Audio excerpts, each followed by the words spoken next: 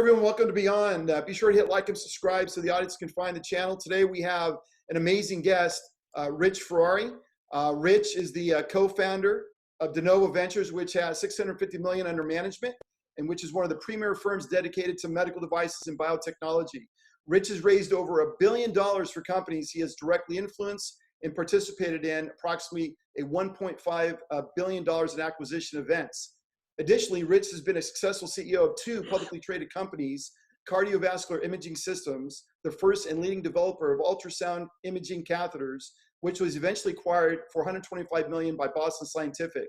His most recent success, Cardiothoracic Systems, the market leader in disposable instruments and systems for performing minimally invasive beating heart surgery, was acquired by Guidant for $350 million in November of 1999. Rich was a co-founder of CTS and the force that led the company to an initial public offering in only 7 months. That's unbelievable. The fastest of any medical technology company in history. Additionally, Rich was the co-founder of the MTG Group, which developed Ensure femoral closure device, which sold to J&J for $100 million and returning to investors a 10x return. Also, he was with IBS, which developed the Star Close and sold to Abbott for $100 million, also returning 10x to investors. Rich is also the co-founder of trans-aortic and integrated femoral sheath and embolic capture system for TAVR procedures, which sold last year to Medtronic.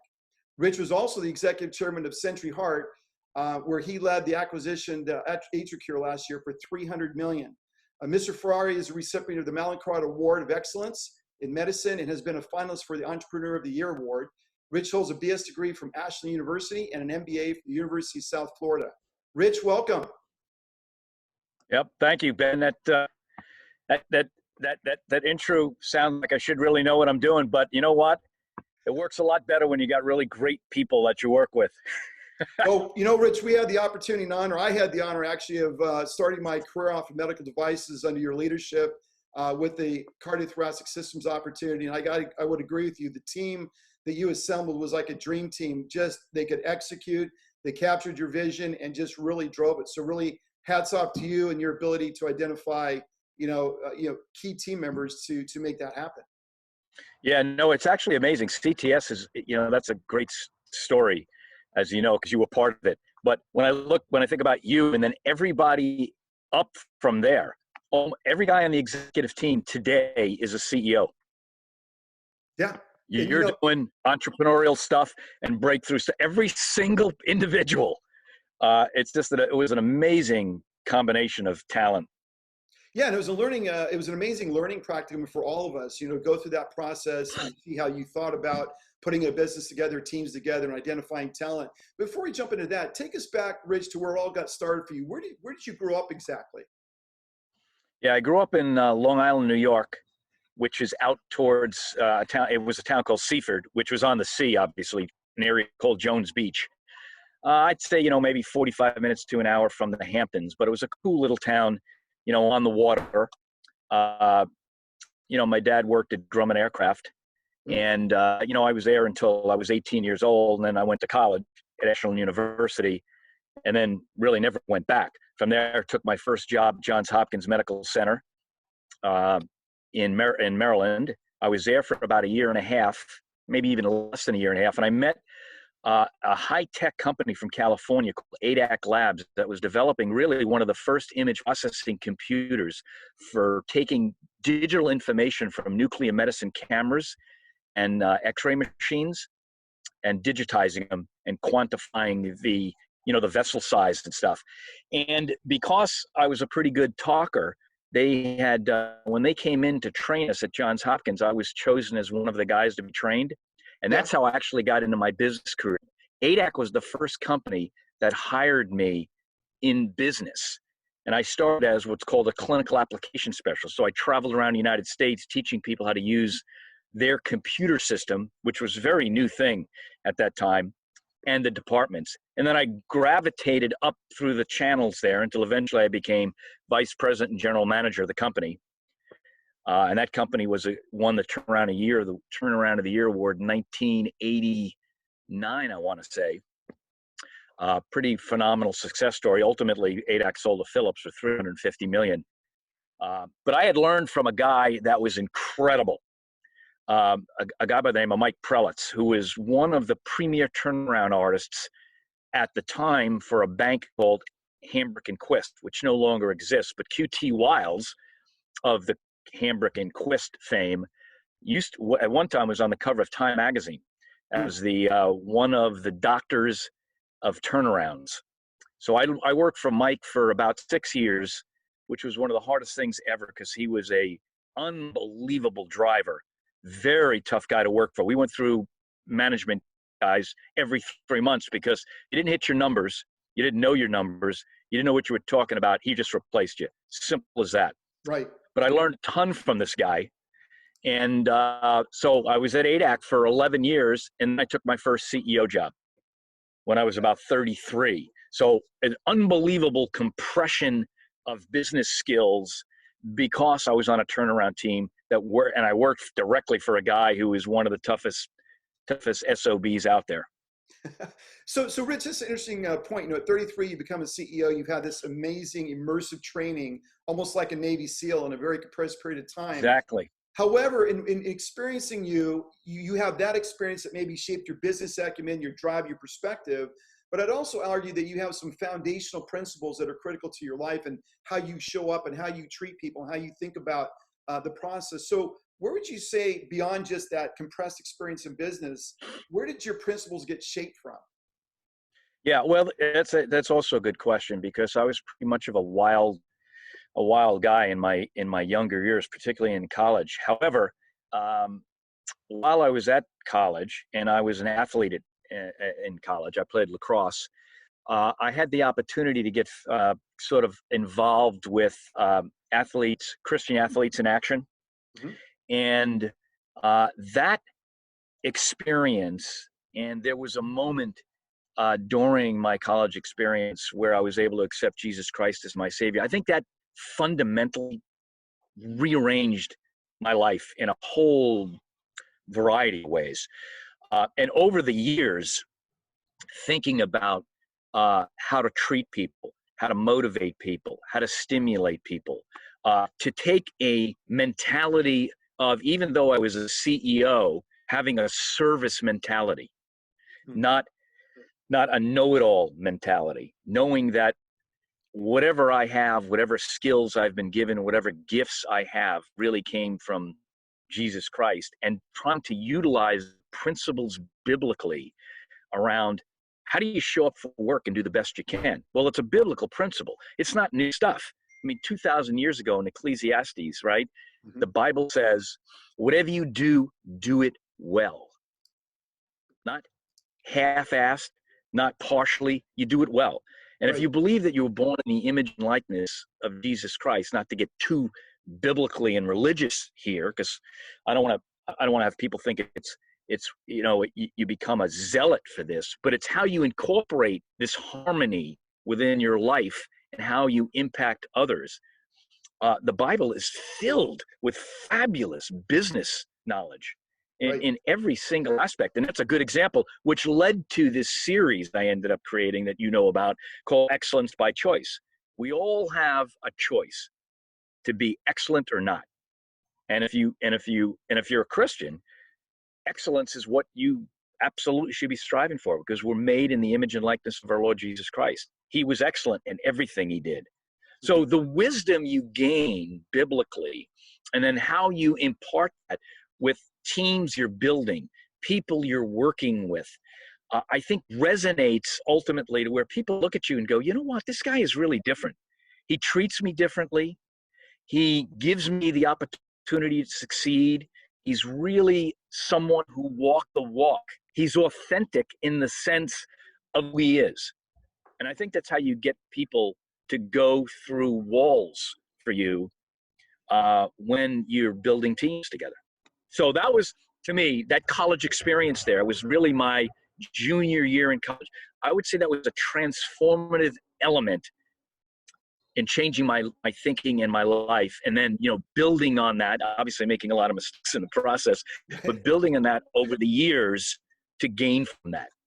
Right. And Rich, I would say that's a very unique approach to business, because I've also seen the other side of the ledger where you have executives, CEOs that are very successful, that are ego-driven, ego-led.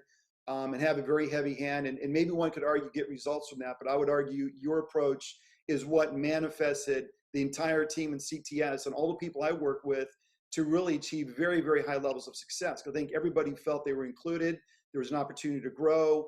There was wisdom in the leadership, and the approach taken, even when you miss numbers, wasn't to take your head off necessarily, but was an instructive moment, a teaching moment, a learning moment. And so I personally experienced that, in working with you at CTS. So what I've noticed in this series you produce, and we'll talk about later, is you've really gone back to Ashland University where you got your undergraduate degree. And I've noticed that you've gone back from time to time to talk to the business students and the faculty. How did Ashland impact your sort of approach to business? Now, obviously, you had that immersive experience that really accelerated, sort of the accelerant in the carburetor. But how did Ashland sort of shape your view towards business? Yeah, well, I think Ashland's a good example of a smaller university that was sort of ideally situated for me. For example, my two brothers, my older brothers, they both went to Notre Dame. And this is kind of a funny story. And at that time, I could have also gone to Notre Dame because not based on my grades, but more based on they had a legacy kind of a program that if you had like two children already in Notre Dame, the third one they would sort of give you a pass to go into Notre Dame. And my father, who was a really pretty smart guy, like all of our fathers, when you finally look back at him, he came from Italy, but he was a very basic kind of guy in his thinking. And he said, Rich, listen, you're not the student your brothers are, but you're a really good athlete. So why don't you go to a smaller place where you could be a bigger fish than going to a bigger place where you may be a small fish? So I ended up going to Ashland University, essentially to play lacrosse. And that was a really good move because Ashland's philosophy then and still today, they're a 140-year-old university, I think, is accent on the individual.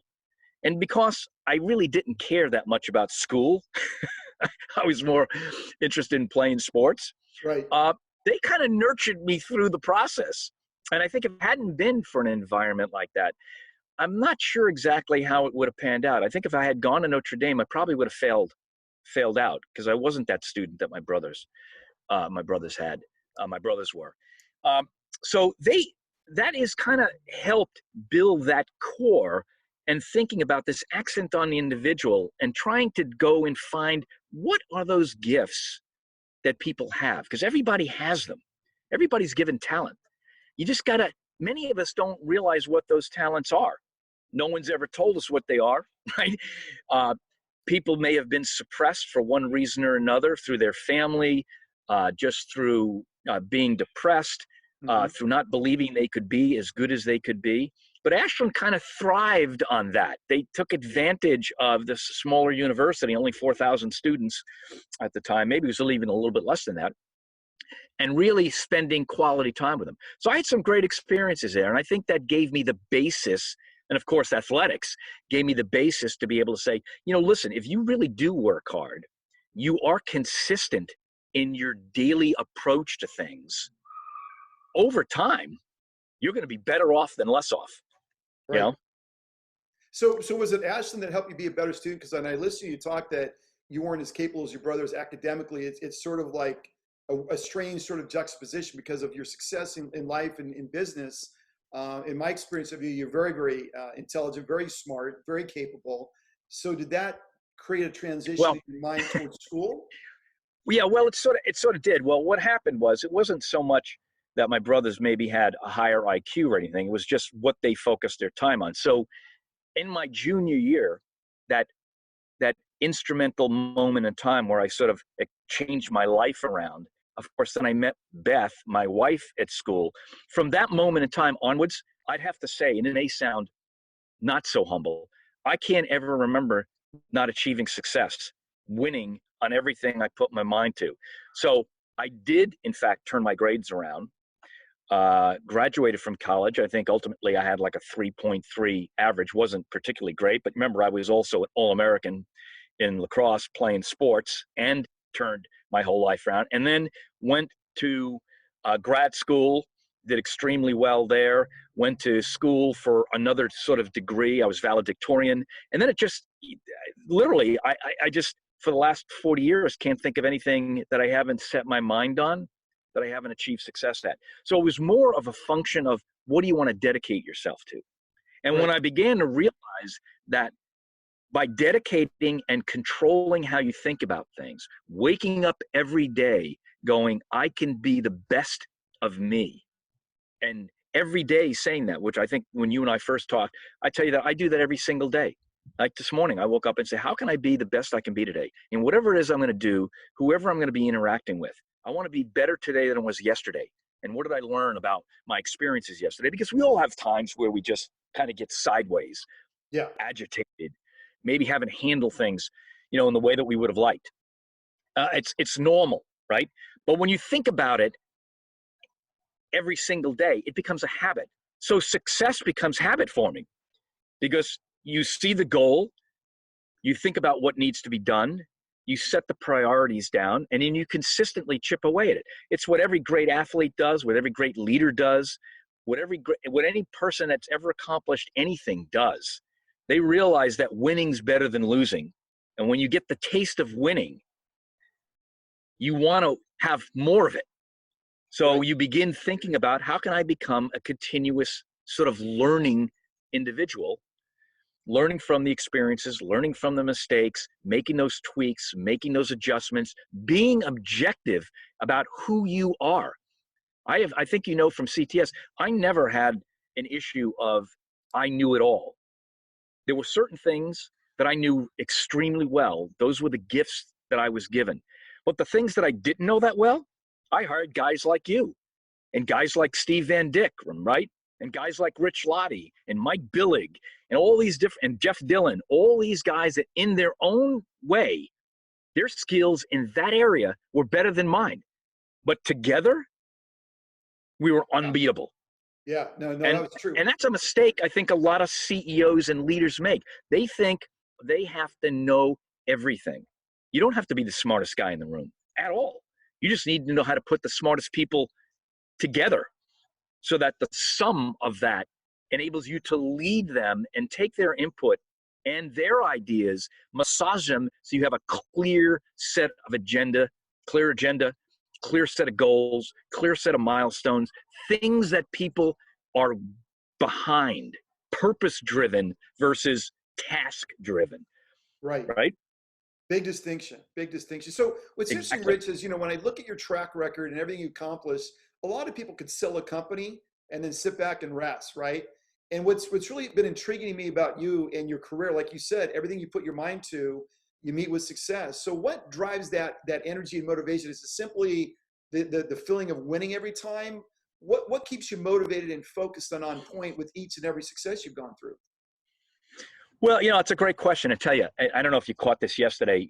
Many people may not have, but there was an article that came out. I was going through CNBC, which I look at oftentimes, but in there was an article on a guy named, I can't pronounce his first name. His last name was Hinahara. Now, what's interesting is it was a Japanese physician who died at 105. Now, what's strange about it, Ben, is you'll probably know this. Tom Hinahara is an interventional cardiologist here in the North Bay. He actually is my cardiologist. He was my partner, John Simpson's partner. He was one of the early guys on balloon angioplasty and atherectomy and just all things interventional. And it was an article about his dad who lived to 105 and worked every day up until he died at 105 giving lectures. And I was thinking about it because I had never met his dad, but I knew Tom because he's my cardiologist, and he told me about his dad. And I was thinking about, listen, what's really kind of sad in a lot of ways is that many people that in the United States work, the average age for retirement is 65, I think is the average age today. Right. And there's a lot of people that strive to get to 65 so, quote, they can retire. I never really understood that. Even way earlier, when I was in my 20s and 30s, I never understood the concept of retirement. Why would I want to retire if I was enjoying and having fun and winning? Right. I mean, that's a question one has to ask themselves. Now, I realize that not everybody works in an area or a position or a job in which they feel like they're winning. Maybe they really hate their work. maybe that's an opportunity for them to think about trying to make a change versus just retiring. Because I think when people retire, it's like you shut your brain off and you shut your ability to improve and continue to excel and exceed. I look at it I'm going to be 67 this year. I look at the insights I have today as so much more valuable than they were 20 years ago. Because I've made a lot of mistakes over the 20 years. And now I realize those. So my wealth of knowledge to implement to others, whether I sit on a board or mentoring another CEO or just mentoring some young individual about how they can go about achieving excellence, is so much better today than it was. And it's the same for a lot of people. They just don't realize it. They Right. don't realize that no matter the job that they may have been doing, they have a lot of information and experience and wisdom. So why shut it off at 65? Yeah, 100%. Continue to work. Yeah, continue to make things happen. Continue to help people, because that's where the richness in life is. It's not about making money.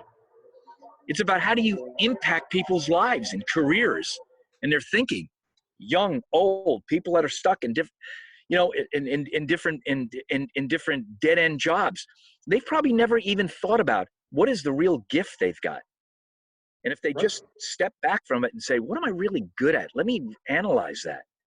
Yeah, And sometimes they try get to, siloed in a position and they're stuck there because they have a mortgage or whatever, and they yeah, they're really just never stuck. experience their true gift. Exactly. Yeah. So, and no matter who you are, you can still wake up every day and go, you know what? I want to be better today than I was yesterday, because that's what's fulfilling. And when you work in a company, and what I've always tried to do is I want all the employees, regardless of their position, right, or what their title is, to know that they have an opportunity to be a leader. Because leadership, I think in most people's minds, if you did like asked a bunch of people, what do you think makes a great leader? Oh, he's the guy that makes the important, critical decisions. He makes the big decisions. My view is everyday leadership. People in any position, in any role, have an ability in that small little element that they might think is their job to be a leader. Everyday leadership is really where it's at, because any CEO knows there's 100 different decisions that get made in a day.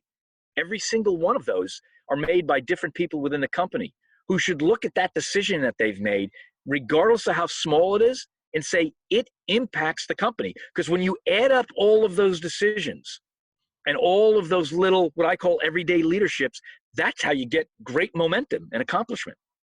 Right. And that's a great point, Rich, because I think a lot of times I think the decisions are big and monumental, but it's those little things you do every day that make the biggest difference in the company.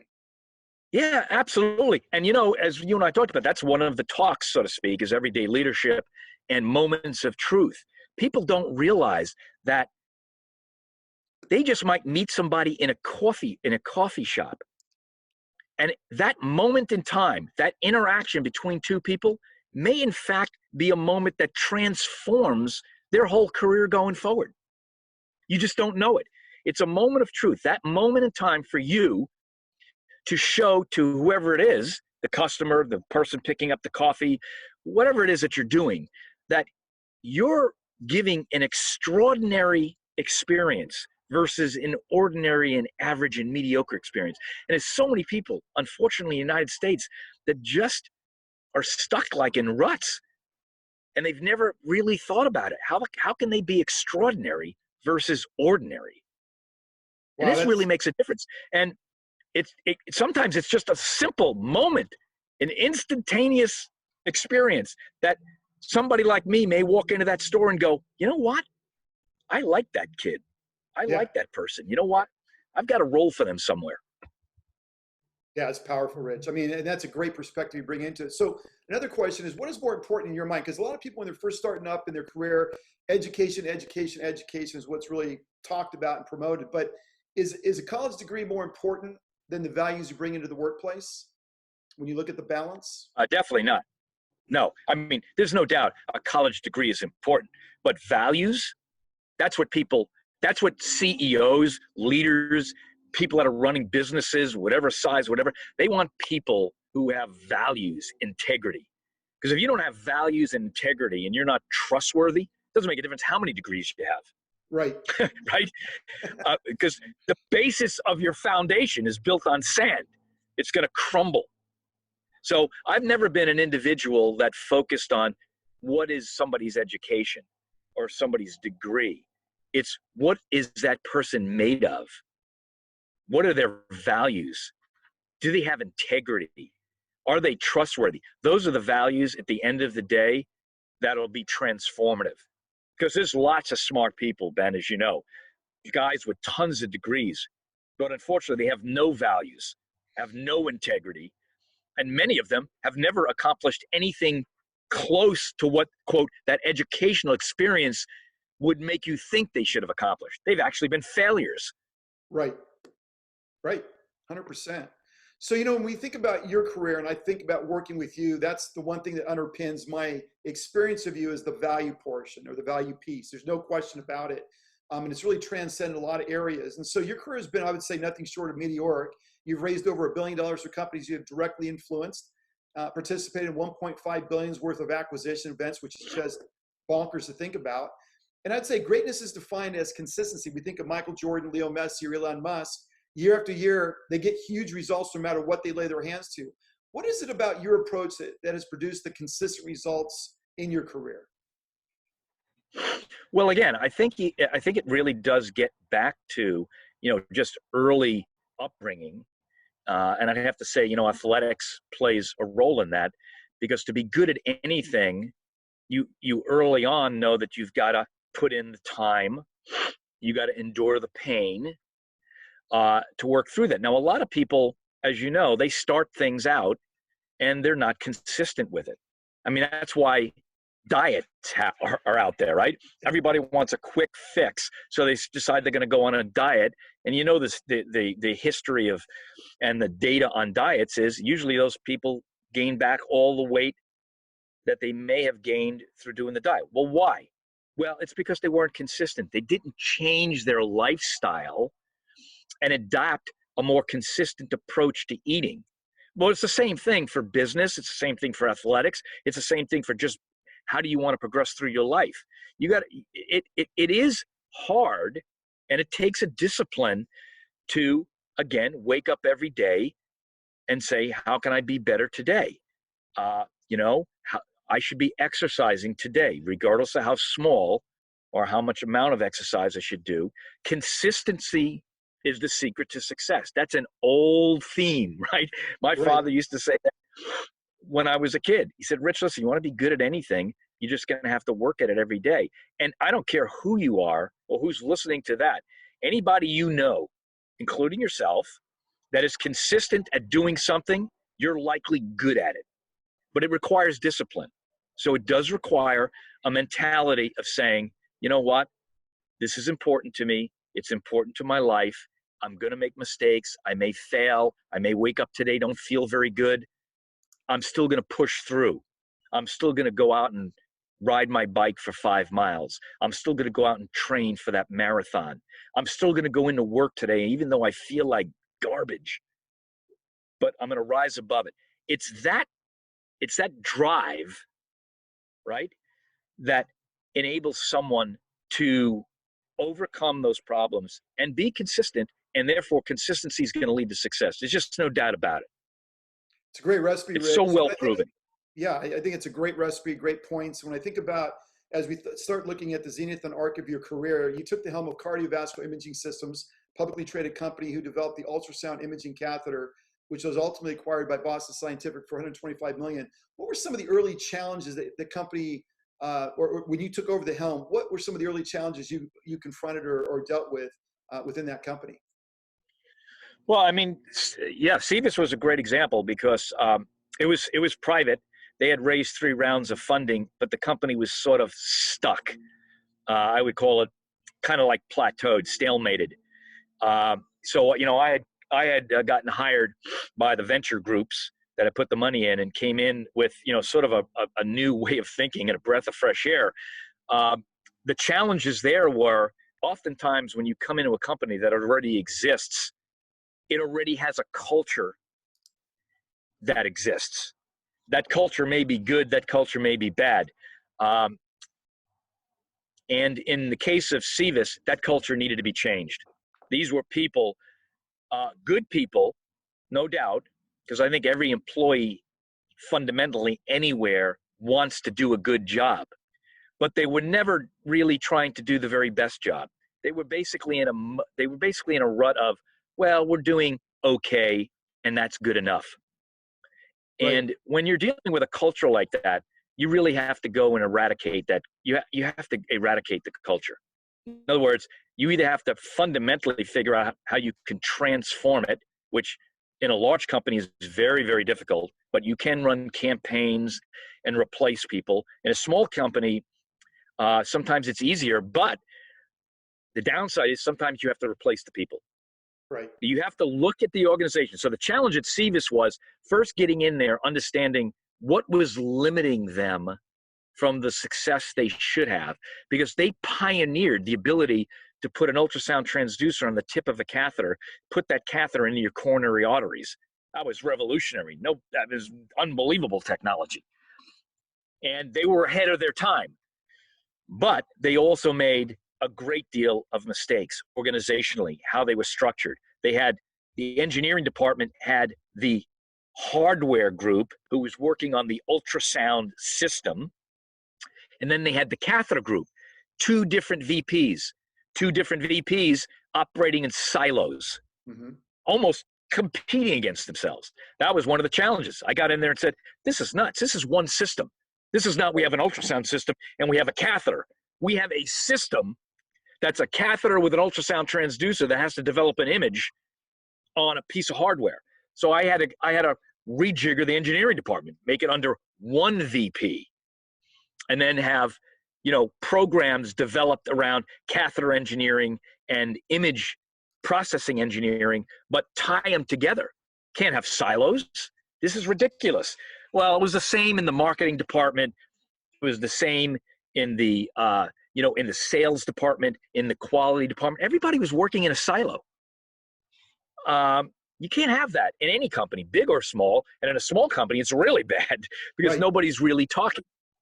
So I had to completely rejigger their thinking. And I launched a program at that time, and I helped call the whole company together and gave them a talk. It was about 3 hours, but I broke it up into kind of components called Breakthrough Strategies. And I talked about how you have to, we and other companies have to transform the way we think about things, get ourselves aligned around a common theme and a common strategy so that we're all pulling the oars in the same direction. And that was the transformation that really helped turn things around there. And I've seen this kind of going around in circles, Rich, a little bit with the competing organization, the broken up silos. It sounds like one was competing against the other as opposed to in uniform stride going in the similar direction. Yeah, absolutely. I mean, again, you learn a lot by studying sports teams, by looking at how the military approaches things. And you've read a lot of books. You've been in the military. You've played sports.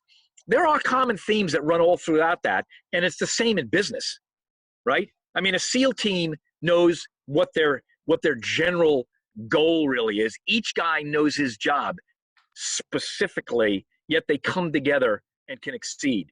The Warriors playing basketball, every guy out there knew his position. No one guy was more important than the other. And if you have that situation, then you have a losing team, right?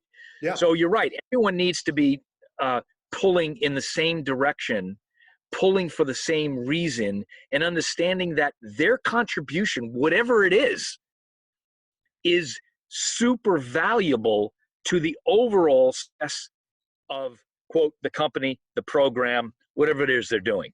Right. But that, again, requires you to really think about who do you have in the company. And you have to, when you get inside these things, you have to ask yourselves objective questions. What are we trying to do strategically? And then do I have the team that can do it? If the answer to that is my needs and my talent don't match, then I got to change something. Right. I got to have the needs of the company and the talent of the company matched. So when you And if came you don't into have it Cebus, matched, you're yeah, not going to win. yeah. So Rich, when you came into Cebus, then you had to look at the management team because you have this incredible vision. You have enough experience to know what needs to happen. And what's really critical that whether it be on a SEAL team or any team is you have to have lieutenants who are able to execute on your vision and not have an agenda somewhere else within the organization, or maybe they're a Right. holdover and they kind of got hurt in the process. So when you think about bringing in a management team, when you take over a company and you're changing things, what do you look for in the lieutenants you're going to bring on? The lieutenants is loosely used, VPs, whatever. What do you look for specifically to ensure that they can take your vision, yet add, like you said earlier, add their own expertise to really push the process forward? Well, again, you're looking for people that have these certain common elements. In other words, you know they're drivers, you know they're disciplined in their thinking. They're good at what they do, so you understand what their talents are. But they're also guys that want to win, they want to engage, they want to provide input, they want to learn, they want to take input, and they have a mindset that it's about the organization and the team, not about them. Right? Yeah, So when you have individuals who are only concerned about themselves, then you're going to have political issues. They're going to stimulate, just because of the way they are in their thinking, they're going to stimulate different agendas and political issues. They're going to say, why is this one getting that? Why am I not getting this? Why did you do this? Why did you do that? There's no time for that. So you have to have people that do grab onto your vision, enjoy the position that they're in, are working every day for the good of the entire organization, because that's how they win, you win, everybody wins. And if you don't have that in an individual, I don't care how smart they are or what you think about them, you got to move them out, right. because it's like a little cancer cell. Having back channel discussions on a management team at any level, questioning decisions the management team made outside of, let's call it, the room in which you made that, that's just bad, you know? And it's not to say that, and I think you know this, my management style with management teams is that, listen, I don't want people that just shake their head yes when we're discussing important decisions strategically. Because if they're all shaking their head yes, agreeing with me, I actually don't need any of them. Right? I'm Right. looking for people that want to challenge what it is I'm saying, but challenge it in the right way. We discuss it, think about it objectively, formulate or adjust the plan accordingly. But when we leave that room, that's the decision. That's what we're implementing. I mean, just think about that as a SEAL team attacking somewhere. Some guy says, wait a minute, I don't agree with this. Right. No, this is not about whether you agree with it now. That's what we're doing. That's the mission we're on.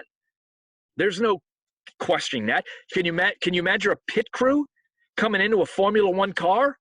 You ever watch a video of a pit crew? When that car pulls in, those guys descend on that car in 2 seconds.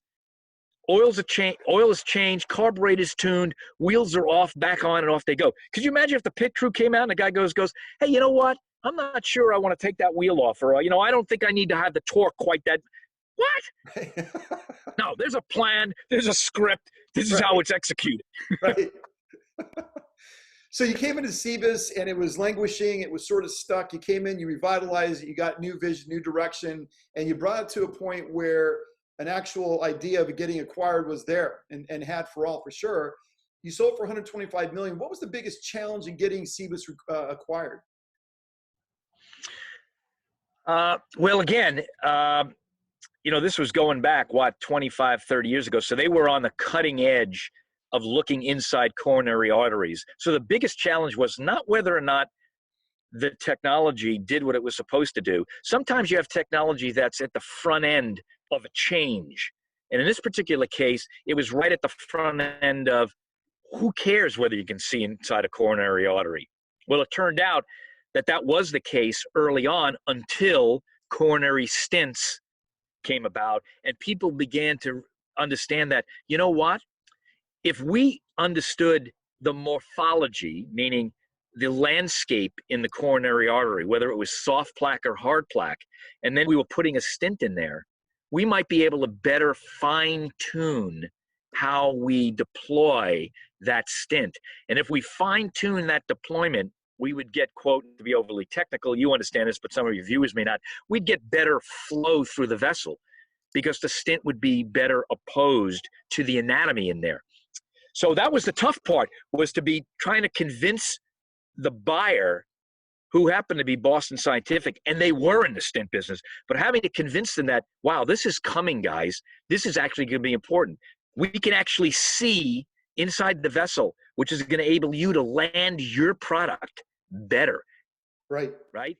It'd be like having a camera today when you back up your automobile. You can sort of see whether or not you're going to hit another car. Those are really useful today. But, and they make a lot of sense. That was the hardest part, was tying together how this technology could be incorporated with another technology that together would change the way things are done. And today, that's exactly the case. They don't ever put stuff in the coronary arteries without looking inside those coronary arteries to determine what the landscape is. So that was a little bit of a, again, a selling. You had a, as we called it, sell the invisible, right? You had to really take what you had, i.e. Cebus's imaging capability, and kind of paint a vision to the buyer that, wow, if you had this, just think about how much better, quote, your therapeutic technology will be, and you guys can be the first in that space, and that will be a competitive advantage. And that was the case. Boston Scientific were very, very smart people. Pete Nicholas, who founded Boston Scientific, was one of my favorite business guys. I love the guy. One of the smartest strategic thinkers. He built that thing, him and John Abley, from him and the two of them, up to be one of the premier medical device companies. And when you talk about values and ethics and standards, you know that I stole that company on a handshake. Really? Pete and I met. He believed in what I was saying. John Abley believed in it. Joe Cifalo, the chief operating officer, we had a chemistry about us. They believed in what we were doing. I certainly believe they would have been the greatest partner to have because they believed in that future, and they could see imaging being used way beyond stints and other things that were coming down the pike that I didn't even know about, that they had in their advanced development. On a handshake, he said, Rich, this is the price I can pay for the company. And I said, Pete, you know what? There's no better partner than you. We'll do the deal. And then, of course, the paperwork happened. But it was like the way things should be done. He wasn't going to change the price. He wasn't going to jack us around. I wasn't going to jack him around and go, oh, by the way, I got another offer, Pete. Sorry, you got to move yours to 175 million or 200 million. No, we had a bond of ethics and standards, and boom, deal got done. It was a great deal for them. And the same really with CTS and any other deal that I've really been involved in. That gets back to the values of what you say you do and what you do you stand for. So Richard, looking at Cebus and selling it, values was a big part of it. The relationship connection and bond was a part of it. How important was sales and showing some sort of revenue ramp rate and getting them convinced that 125 was a great deal and it was a technology of the future? Well, no doubt sales is the proof of the pudding in many of the cases, right? I mean, when you have sales, good or bad, you have metrics. You have information that you wouldn't have if you didn't have sales. You have, quote, KOLs, those important people at these different centers who all of these buyers go and speak to. So sales are a fundamental element to validity of whether or not or how big the business can become. Now, obviously, there are acquisitions and there's things we've done and some of the companies we talked about that didn't have any sales. But it was clear technologically that the product, when it was released, was going to have sales. So it's very important. Yeah, it makes sense. So from Cebus, you went on to co-found CTS, Cardiothoracic Systems, that went on to pioneer beating heart surgery. And for the audience, up to that point, all heart surgeries are done on a stopped heart to bypass the vessels that were occluded. And so, Rich, what was so amazing about the story, it's one thing to found a company, maybe raise some seed funding, proof of concept, and go through the process. But you didn't do that. What you did in 7 months was found the company, raise some money, and then take it public where I believe in 7 months you raised 75 million, I believe, on the public markets. How is that possible? Yeah, it was 80. 80 Yeah, it million. was 80 million. And at that time, it was an amazing meteoric combination. In fact, I can remember when the investment bankers who decided to take us public came to visit the company. We were in a company, and we were in an office space in Northern California, in which I would say at least half of the furniture was boxes that we didn't even have cubicles. There were only a few desks.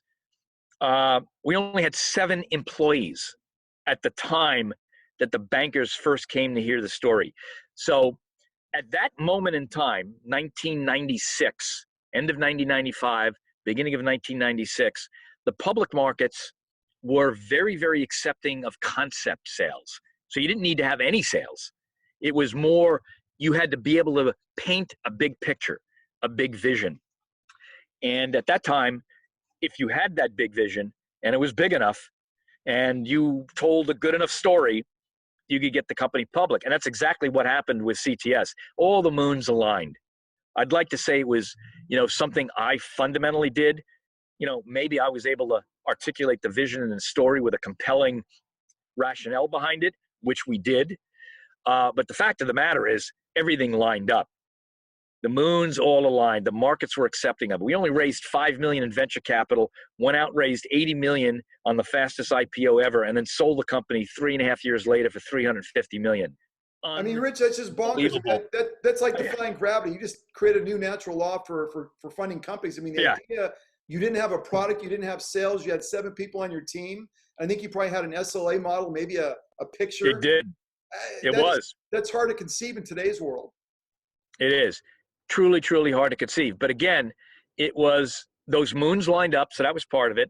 The team that we did have and the vision we had of building out the rest of the team was really compelling. And it was a dramatically differentiated concept. When you would tell people, listen, we're going to do heart surgery on the heart, and guess what? We're not going to stop the heart. And we're going to do it like no one's ever done it before. People would just go, okay, I only have 2 conclusions here. This guy is out of his mind, or this is going to fail miserably. And, so there was only 2 outcomes. So those stories at that time, people were willing to say, you know what, maybe this guy's crazy, but I'm going to bet on him. And as you know, at that time, we were competing against a company called Heartport. That was the secret company that they had so much press and premier backers. They were like, quote, sort of like the Facebook of our time or the Google of that time. And yet we crushed them in the marketplace after we went public. They sold a J&J for $80 million and basically fizzled out. We sold for $350 million. And our pitch was, you don't need to stop the heart. Their pitch was, you need to stop the heart, but we're going to do it through small openings. Right. And they failed. They failed miserably. 2 very different views and visions. So it's amazing, That's fascinating. So when you think about bringing CTS together and raising 80 million on the public markets, one can say, you know what, you have so much money, maybe that's not a good thing for a small company. So what was some of the biggest initial challenges facing CTS as it grew? Well, there's no doubt. I think Perot said this when he was running for president. Too much money makes you stupid. What he really meant by that is you raise this money, and I think this gets to the discipline and the thinking and the strategy around what are you trying to do. And of course, I had a great financial partner, as you know. I still work with him today after 40 years, Steve Van Dyck. He's sort of I always call Steve the alter ego of Rich. And his mentality, which was mine from turnaround, was, listen, if we're going to spend $1 on some program, I can't get back 80 cents on $1 spent. I need $1.20 or more. So even though you raise a lot of money, that doesn't mean you just all of a sudden start implementing programs all over the place, which, by the way, is the natural instinct of every single guy who raises money. All of a sudden, you have requests for all kinds of stuff. Well, wait a minute. We were doing fine without this stuff. Why do we all of a sudden need to have it now? So again, this requires a set of disciplines and a thinking around, what do I want to use the dollar for? Because it's not my money. It's my investors' money. And if I run out of that money, not only is the company going to be in bad shape, I'm likely not going to have a position or a job. Right. And many of my employees are not going to have jobs. So you have to be very, very judicious about which programs, why are those programs important? What is the priority? Is it a must-have or a need to have? You want to put your dollars on the must-haves and the differentiators and be able to quantify to the best you can, which today, with all of the software and things what we can capture, you couldn't do this 20 years ago quite as easy as you can today. You should be able to make good informed decisions. Yeah. And where do you want to apply the capital? 100%. So Rich, tough decisions, because again, you've got to get buy-in from people in the company, because everybody's going to want to say, well, why don't we do this, Rich? Why don't we buy this? Why don't we get this new machine? Why don't we do this? Why don't we do this advertising? Well, you got to say to yourself, yeah, it's real easy to say, sure, we got 80, 90 million, 100 million in the bank. Sure, let's run this program. Yeah. But it's not the way you should really look at it. You really should look at, even though you have 100 million in it, how can I do what I need to do on much less?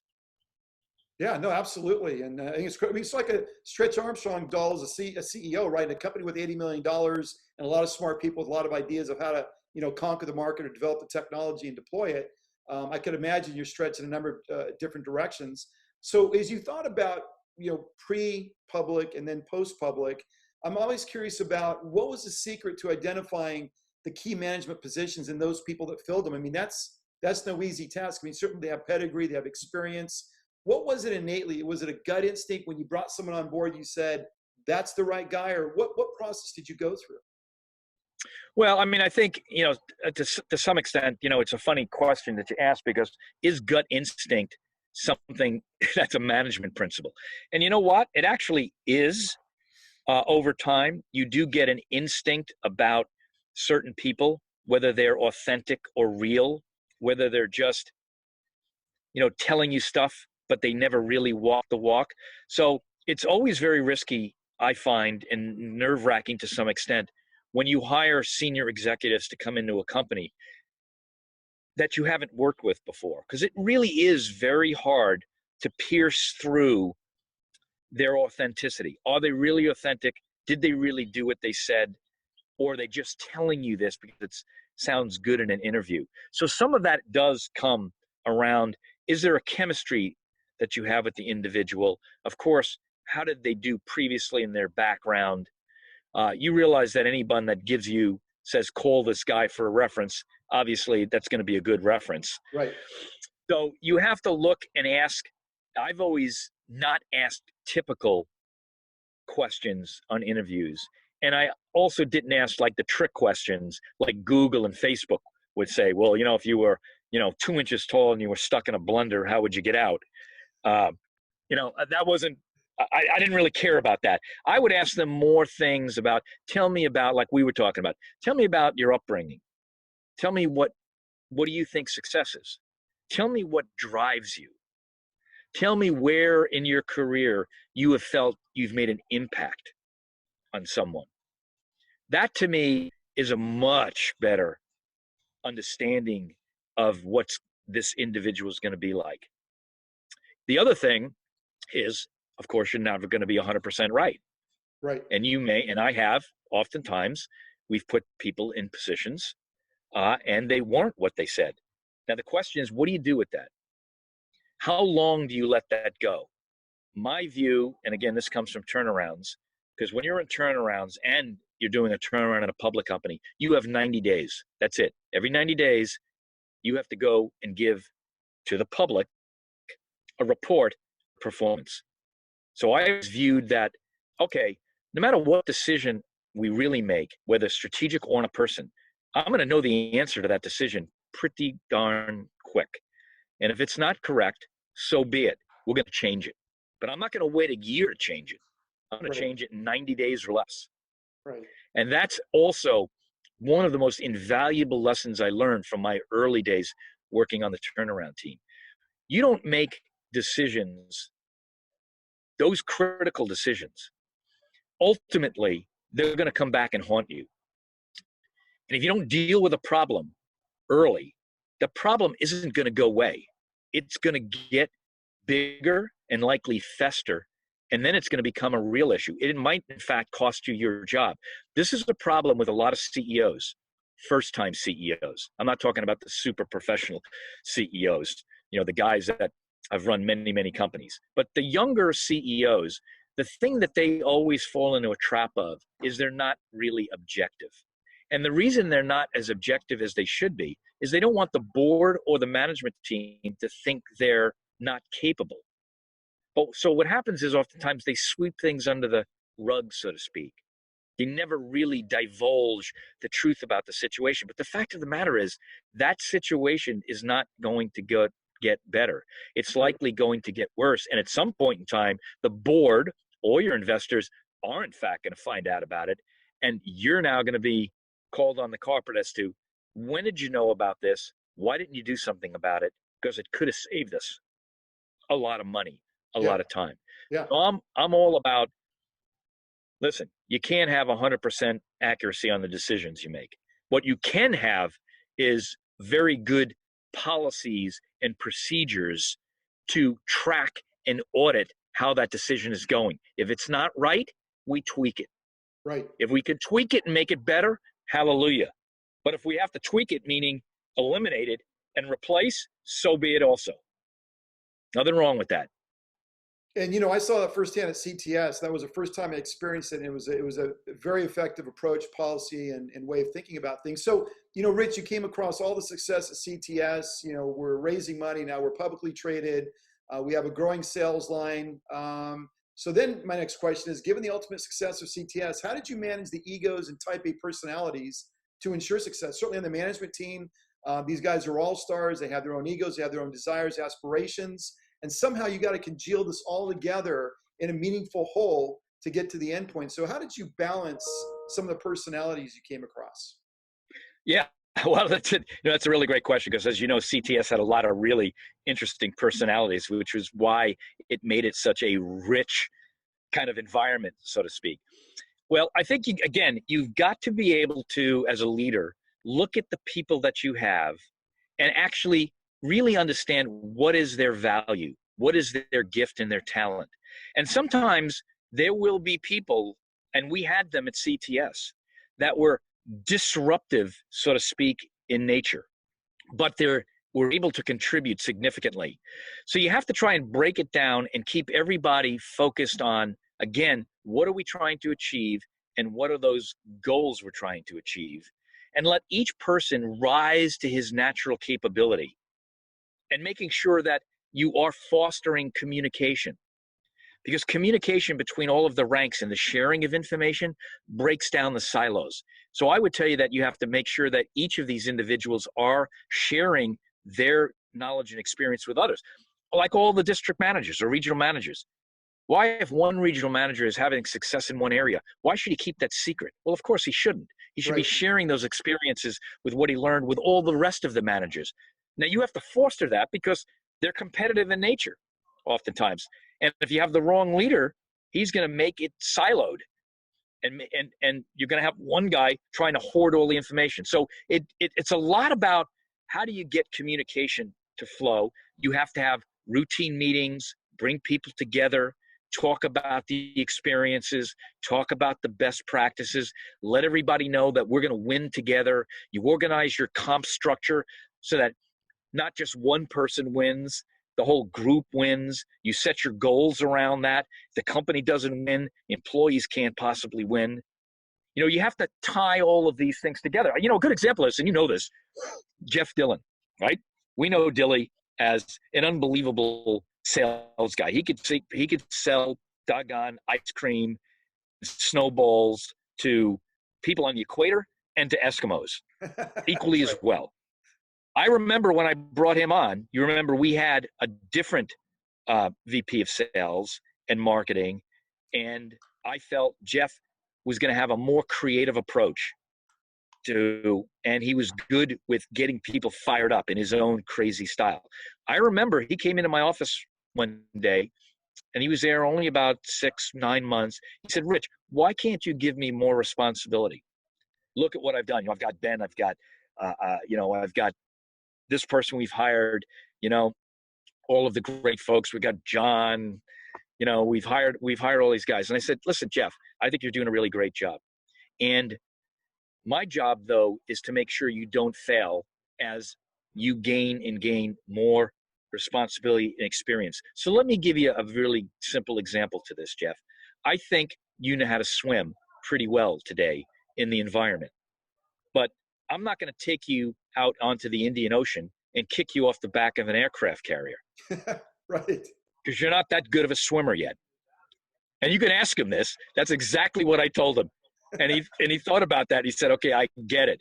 In other words, I don't want to put him in a position to fail simply because he wants to do more. I want him to grow into that position so he can succeed, which he did.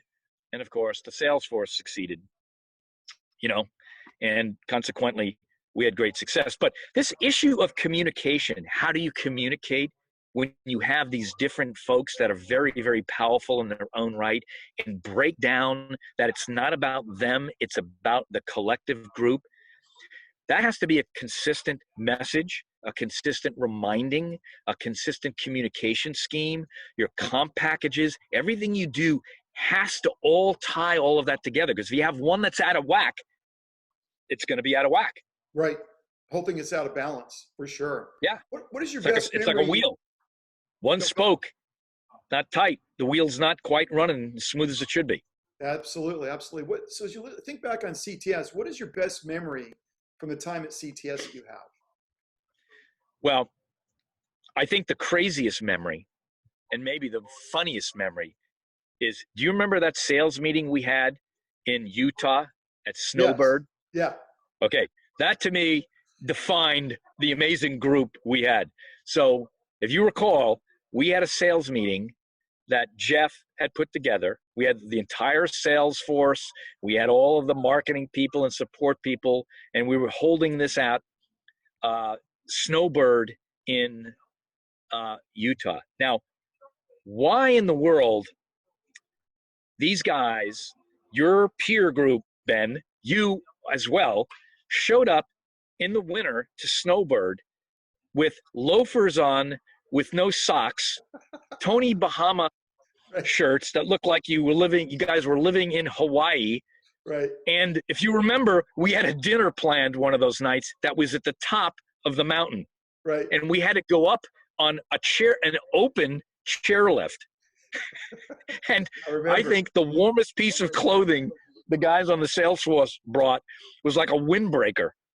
And they had shorts, some of the guys. You remember we went up to that thing, and that night we had one of the most devastating blizzards that hit Utah. In fact, there was a helicopter that crashed trying to save people, and we were coming down on that thing. When we got out of the dinner, I can remember walking to the chairlift. We were in knee-deep snow, and these guys are in Kolan loafers with no socks on. Right. But that was the essence of our group. They were different. They didn't care about the blizzard. They were coming to have a sales meeting with their buddies, and we were going to have a blowout time, and we did have a blowout time. That was the funniest experience that I remember about CTS. Absolutely. I couldn't agree more with you on that. So, it was classic. Oh, yeah. Very unique to the culture. And they were hunter killers. They were blood dripping from the teeth that didn't sway you. It didn't matter. They were there for, the meeting, the learning, the mission. And everybody was of that ethos and that mindset, which kind of goes to you're hiring the right people, Dilly and Dave Martin, et cetera. And then it just filtered down the organization, the kind of people they would look to hire. And that was, evidence throughout. Well, that's another interesting principle of when you're building the organization, and you have to look at the needs versus the talent. If you don't remove, and a lot of people don't like this because it feels like, I don't know, maybe you're being overly critical. But the fact of the matter is every organization is not going to all have A players, and no organization can have just all A players. You do need to have a blend. But when your organization has C and D players in it, you need to remove them. Right. Because the A players are going to leave eventually, because they're tired of dealing with C&D players. So every year you've got to prune the organization like you would prune anything, and remove those folks who just, not because they're bad people, they're just not the right people to do what it is you need to do. People who are driven, consistent performers, success, they want to be around other successful talent, because they know that those folks are going to be 10x employees. Steve Jobs, I think, had the greatest quote ever with regarding to employees. He said the difference between a good employee and an average employee is 100x in his mind. And I can say, I don't know if it's 100x, but I know what Steve was driving at. And I can tell you that the difference between an employee that is driven to succeed in excellence, their contribution to the organization is at least 10 times what it would be for an average person. That's for sure. Yeah. I've seen it. I've experienced it. I'm dealing with it right now, today, in a company that I'm currently running.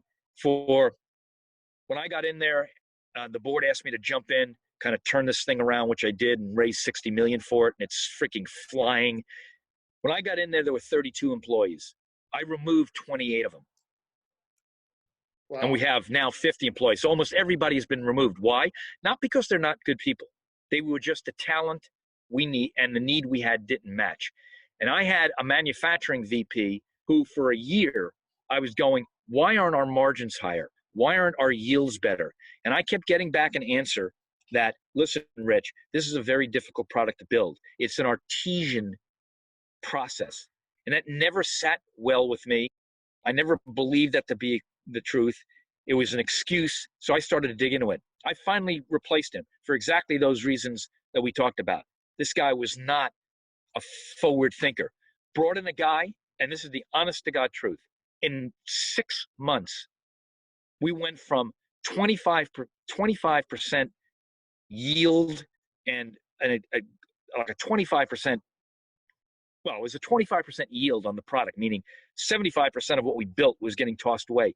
To today, we have 90% yields. Why? Wow. It's the same product. What happened to the artesian component of this? Oh, this guy came in, he looked at each step in the manufacturing process, brought in better assemblers, brought in ways to think about testing at each point, letting the assemblers themselves know that they, based on my input, they're leaders. They have the ability to stop the line if they see something that's not following our SOPs or our standard processes. Their decision can make the difference between a crappy product and a good product. That just transformed the whole group. 100% empowerment. Yeah. So it's this kind, it's this stuff. This is not rocket science. This is just basic science and thinking about what makes people do what they do. If they don't know what to do, they're not probably going to do a really good job. And if you have guys who can't say, I can't get any better, wait a minute, that's a bunch of horse pucky. It can always be better. Always. Yeah. You know, Rich, you brought up a great point. You know, A players and B players, when you have C and D players and the AB players are pulling the weight of the organization and really grinding it every day, and you have this, in essence, drogue chute of C and D players, they'll absolutely leave. And it just kills the culture. And so having a high performance culture, it's like Messi wanting to leave Barcelona. Why does he want to leave Barcelona? He's tired. Yeah, he doesn't like the team. He doesn't like the culture and the team and his skill sets. Yeah. Yeah, no, it's time for him. It's time for him to move on. People are driven by, making an impact, purpose-driven mentalities. They want to be associated with other people. Again, these things are so basic. You remember that statement, birds of a feather flock together? Yeah. I mean, just think about how stupid that little statement is, but how true it is in life, right? Whether you're in business or whether it's in your personal life. You hang around with freaking people who are constantly depressed, negative, pessimistic. My guess is you're probably negative, pessimistic. You hang around people that see the world as, I can make an impact, opportunities everywhere. I'm going to keep driving towards, what I think I can do. Yeah, maybe I haven't landed on it yet, but I'm going to land on it. The world is better. People are good. Yeah. That's how you're going to think. And Absolutely. again, funny how this all state gets back to biblical principles. And those are the people that listen to this. Listen, I don't care whether you read the Bible or you don't read the Bible. I'm telling you, in my life, it's made a tremendous impact. But maybe you should just read the Bible just as a business book, because it is so filled with unbelievable wisdom about business. And one of those principles is in Philippians 4, where Paul talks about, if you're going to think about something, think about good things. Think about those things that are good. Think about those things that are real. Think about, he had like 7, 8 principles. Why? Because it's what gets in your head. Think about good. Think about making a difference. Thinking about what's right, what has integrity, what has value. And that's likely the walk you're going to have. And you will be rewarded for that, for sure, in your endeavor and whatever it is, personal life, relationships, business, it doesn't matter. It's all the same. Say in the coming weeks, we'll have a 10-part series that Rich has put together called Excellence by Choice, detailing knowledge and experience he's accumulated over 40 years as a leader and entrepreneur. Rich, thanks for your time today. I look forward to those next sessions and podcasts, and really appreciate the wisdom and insight. Yeah, and I would hope, guys, those of you that will tune into this podcast, and I hope this could go viral in some way, because my goal at this point in time in my life is to take these principles and have every one of you maybe take something from it and implement it in your own life to make a difference. And again, I want to say that it's not all about business. These principles that I'm going to be talking about, these moments of truth, everyday leadership, fingerprint of success, the value of objectivity, ethics and integrity in life and business, there are going to be things that will just get into your soul and your being. And whether it's your personal relationship with your spouse, your girlfriend, your partner, it'll make a difference. And I hope you'll find out from it some kernel of richness that you can apply, because I think it will. And if there's any living proof to that, I would say it would be me. So I'm not trying to be pompous about it. I really do think that there's some richness to these presentations, and I've seen it from the universities and things that I've given it to, that those that grab onto it, it makes a difference in their career and their life. So anyway, I'll look forward to it. 100%. Recipes for Success, Pearls of Wisdom. You're definitely the embodiment of that. Looking forward to the next part in the series. Thanks, Rich. Appreciate you coming on to be on. All right, Ben. Talk to you.